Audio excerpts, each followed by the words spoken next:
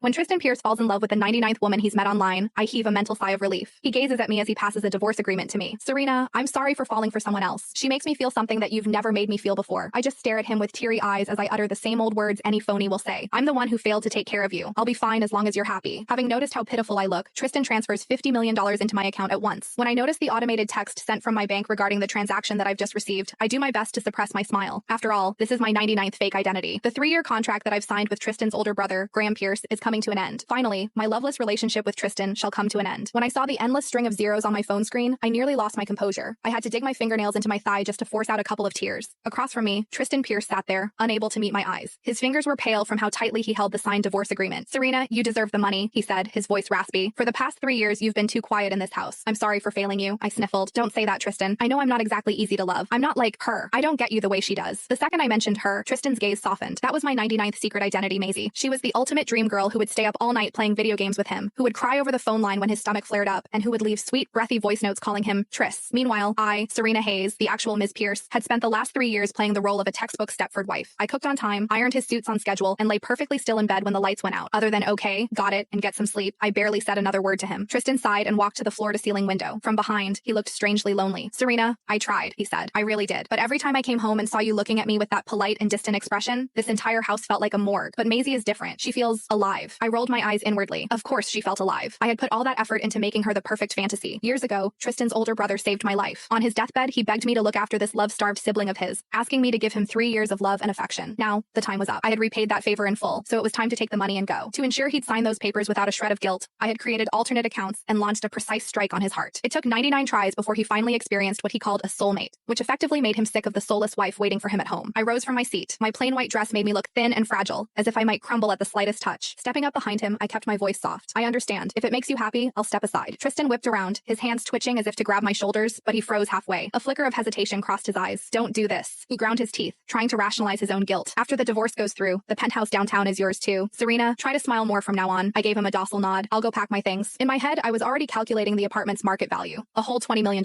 Packing was quick. For the past 3 years, I had basically lived here like a short-term tenant. Every piece of diamond jewelry, luxury watch, and designer handbag Tristan had ever bought me was neatly arranged in the walk-in closet, most of them still bearing their original tags. The only things I took with me were a few old outfits I'd brought with me and the old phone I'd used for the last 3 years, the exact phone that housed the accounts of all my 99 secret identities. When I came downstairs, Tristan was sitting on the couch in a daze. A cup of coffee sat on the coffee table, long since cold, beside his glowing phone screen. It was open to a messaging thread. I knew exactly who he was waiting for, Maisie. After letting out a silent sigh, I pulled out my phone and switched accounts with practiced ease, my thumbs flying across the screen to fire off a message. Tris, why haven't you replied to me today? Are you swamped with work? Don't forget to eat, okay? I get worried when you skip meals. Tristan practically jumped. He snatched up his phone, a remarkably tender smile washing over his face as he began typing his response. I rolled my suitcase into the center of the living room and said, I'll be on my way. He flinched, hastily locking his screen. When he looked up, his eyes dropped to my lone, pathetic little suitcase, his brows drawing together. Is that all you're taking? He asked. What about the jewelry? The car? I signed them over to you. Why aren't you taking them? I don't need them, I replied evenly, pulling my suitcase. Those things don't belong to me. Tristan's expression darkened. In a few long strides, he crossed the room and blocked the door, looking down at me with anger in his eyes. Serena, do you feel anything at all? His voice rose with irritation. It's been 3 years. Even a cat would have gotten attached by now. But look at you. We get a divorce, and you already can't wait to erase every trace of us? You won't even keep a single keepsake? Look at that. Classic textbook male logic. He was the one stepping out on the marriage. He was the one demanding a divorce, and somehow I was the bad guy for wanting a clean break. I lifted my head and looked at him calmly. Let's just keep our dignity intact, Tristan. The light in his eyes dimmed at once. He let out a bitter, self-deprecating chuckle and stepped to the side. Right. Let's keep our dignity. Go then. I wheeled my suitcase toward the door, but just as I stepped over the frame, his muffled voice sounded behind me. At least eat something before you head out. Call it a final meal. I halted in my tracks. Turning around, I saw his broad frame slumped in the shadows of the entryway, his head hanging low. My damn professional work ethic chose that exact moment to flare up. Fine. For old time's sake, I might as well put a proper end to the performance. Okay, I said, leaving my suitcase behind. I'll make some pasta. Tristan's head snapped up. The light in his eyes was almost blinding. Soon, steam filled the kitchen. I fell into my usual routine, whipping the eggs and dropping the pasta perfectly into the boiling water. Instead of waiting in the living room, Tristan leaned against the kitchen door frame, his eyes glued to me. My phone buzzed inside my apron pocket. It was a message from Tristan to Maisie. She's leaving, but I feel awful, Maisie. Am I a terrible person? Holding the ladle in one hand to stir the pot, I slipped my other hand into my pocket and replied without looking. Everyone has the right to choose their own happiness. Don't be sad, Tris. I'll treat you twice as well from now on. The message was sent. A long sigh came from behind me. Then I felt his arms wrapping around my waist. Tristan hugged me from behind and pressed his face into the curve of my neck. His breath was hot against my skin, and his voice trembled when he spoke. Serena, if you had just shown me a fraction of warmth these past 3 years, if you had given me even half of what Maisie gives me, would we have ended up in this situation today? The ladle froze in my hand. The embrace lasted for all of 5 seconds before Tristan abruptly tore himself away, taking a massive step backward. I'm sorry. I shouldn't have done that. He turned away, too embarrassed to look at me. I calmly turned off the stove and served the pasta. Eat up. I'll leave as soon as you're done. The meal meal unfolded in unusual silence, with Tristan eating at an agonizingly slow pace. I knew it wasn't me whom Tristan was reluctant to let go of. It was just the comfort of having a warm meal waiting for him at home. Men were all the same. They wanted the thrill of having a mistress, but they hated giving up the sense of stability they had with their wives. Once the meal was over, I didn't let him drive me. I hailed a taxi myself and went straight to the apartment I had rented long ago. The moment I walked in, I tossed my suitcase aside, collapsed onto the couch, and let out a long breath. It was finally over. I pulled out my phone and switched back to Maisie's account. The screen was flooded with text messages from Tristan, more than a dozen stacked one after another. The pasta was good, but I couldn't taste anything. She left. The house feels empty. Can we meet in person, please? I just want to hold you. I really do. I stared at the screen for a long time, my thumb hovering over the word, okay. According to the original playbook, this was the exact moment Maisie was supposed to step in and give this broken-hearted man all the love and comfort he wanted. But I had absolutely no intention of keeping the act alive. Tristan falling in love with Maisie meant my mission was officially accomplished. But that didn't mean I was going to spend the rest of my life with him under a fake identity. I needed to cut him off completely. Since Maisie was the reason for his wandering eye, she had to vanish right along with his marriage. That would teach him a hard lesson that love was nothing but a mirage, a fleeting illusion. He'd be better off focusing on his career. My gaze turned cold. I was just about to type out a rejection when my mind suddenly flashed back to the way his hands trembled when he held me in the kitchen. Okay. My fingers moved faster than my brain, and the message went through before I could stop it. I froze. What was I doing? Was I planning to give him one final goodbye in person, or did I just want to mock him to his face? Tristan's reply came almost instantly. Really? Tomorrow night, our usual spot at Yorvia Park. I'll wait for you there. I tossed my phone aside and raked my fingers through my hair in frustration. The next morning, I took a trip out to the cemetery. Tristan's older brother, Tristan Pierce, was buried halfway up the hill. A drizzle was falling as I held a black umbrella over my head, placing a bouquet of white lilies right in front of his tombstone. I kept my promise, I said, staring at the picture on the tombstone. The man in the picture wore a warm and tender smile. He can stand on his own 2 feet now, and he's finally learned how to love someone. Granted, the person he loves isn't real, but that's fine. Heartbreak counts as a lesson too. Once I delete Maisie's account tomorrow, he'll be heartbroken for a while, but he'll get over it and finally grow up. Serena? A familiar voice came from behind me. I stiffened as I slowly turned around. Tristan was standing in the rain in a crisp black suit, a bouquet cradled in his arms, staring at me in utter disbelief. Are you here to see my brother? He took a few steps closer, his eyes scanning me with a complicated mixture of emotions. Today is the anniversary of his passing, I replied smoothly as I tilted the umbrella slightly to conceal half my face. Tristan froze, a wave of shame soon washing over his features.